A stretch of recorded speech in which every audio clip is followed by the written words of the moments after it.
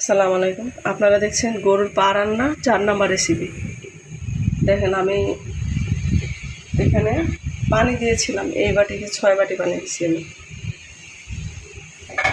পুরো পানিটা শুকিয়ে গেছে।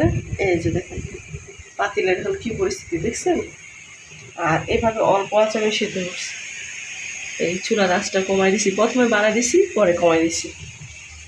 এবার দেখেন এখনও খেতে পারবেন, কিন্তু আর 2 ঘন্টা এভাবে অল্প আঁচে রাখলে ভালো হয় আর কি, জিনিসটা টেস্ট আরও বাইরে যায়। আর আপনারা এটা তন্দুর রুটি দিয়ে খাবেন, অনেক মজা পাবেন। দেখেন কী পরিস্থিতি বর্তমানে দেখছেন।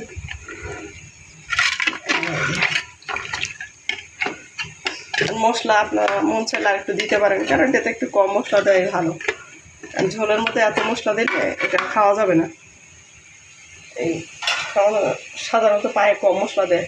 আর সকালে আমি পানি ফুটাচ্ছি দেখেন, দেখছেন সকালে পানিটা পুরো ফ্রেশ থাকে অন্য সময়ের তুলনায়। এই জন্য আমি সকালে পানি ফুটাই, অন্য সময় পানি ফুটালে পানিটা ঘোলা হয়ে যায়। কারণ সবাই ব্যবহার করে পানিটা ঘোলা হয়ে যায়, আর এখন তো কেউ ব্যবহার করে না। সকালে পানিটা পুরো ফ্রেশ থাকে, এই জন্য সকালে পানি ফুটে আর কি। ঠিক আছে, আজকের মতো এই পর্যন্ত। দয়া করে আমার ভিডিওটা সাবস্ক্রাইব করবেন এবং লাইক করবেন, দোয়া করবেন আমার জন্য, আমি যেন আপনাদেরকে সব সময় সুন্দর সুন্দর ভিডিও উপহার দিতে পারি। অনেক কষ্ট করে করছি আপনাদের জন্য। আসসালামু আলাইকুম।